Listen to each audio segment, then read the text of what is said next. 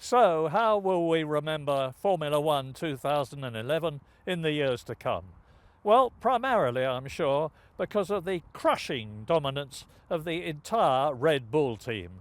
And that's why I'm here at their Milton Keynes headquarters for the second year in succession to celebrate another brilliant year of success.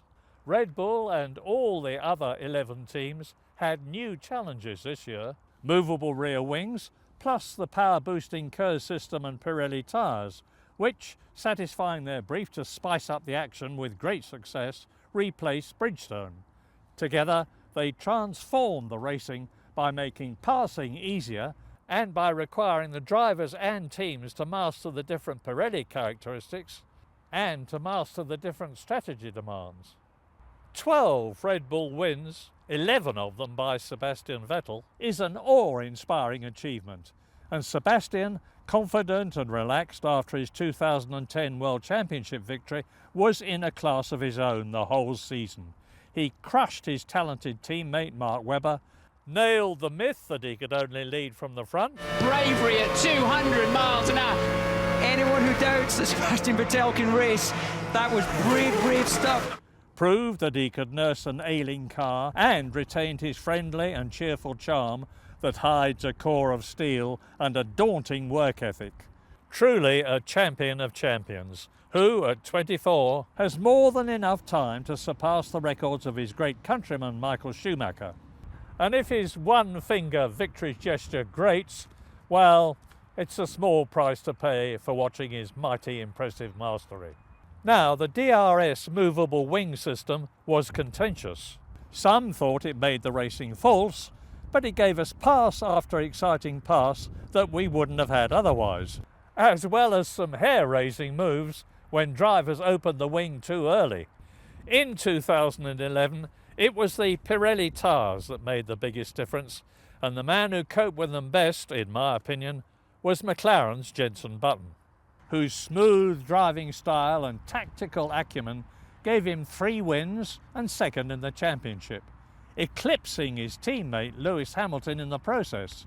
And who thought that would happen? For me, Jenson's pressuring of Vettel and resultant victory in Canada was pure magic. I think Vettel's got wide. Yeah, he's got wide. He turned in too late. He got the tyres. Button leads the Grand Prix.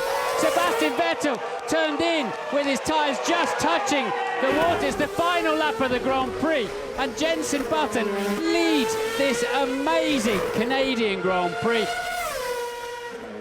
McLaren tried, oh how they tried, but were second best to Red Bull.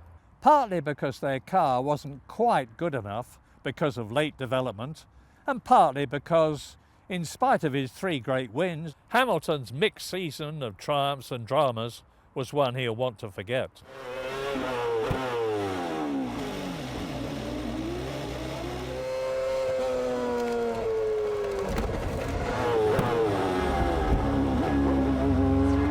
You know what, I've been to the stewards, out of 6 races, I've been to the stewards 5 times. It's a joke. It's an absolute freaking joke. So what about Ferrari, the legendary icon of Formula One?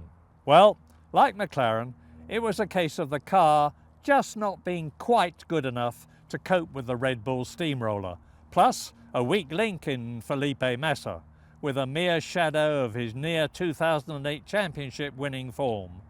As ever, Fernando Alonso drove his heart out, but that one great win at Silverstone was the best he could do. Fernando Alonso wins the British Grand Prix, his 27th victory. But Formula One isn't just about the cars, the drivers and the teams. It's about the venues too. So if Turkey, China and Korea show limited enthusiasm, it's great to see the vastness of India going wild about its first Grand Prix. Bernie Ecclestone gets a lot of flack, but taking Formula One to India so successfully is a massive tribute to his tireless determination to make it a truly worldwide sport. No, I haven't forgotten the other 9 teams, from Mercedes-Benz to Virgin. Nico Rosberg was outstanding for Mercedes. Force India did a great job, thanks to a fine team effort, and both their drivers, Adrian Sutil and rookie Paul di Resta. All the other teams tried just as hard as Red Bull, McLaren and Ferrari. But try as they might in the demanding sport that's Formula One, they were sadly the also-rans and will have to try even harder in 2012. Will they succeed? Well, you know what I always say, anything can happen in Formula One, and it usually does. So, here's to an even more exciting 2012.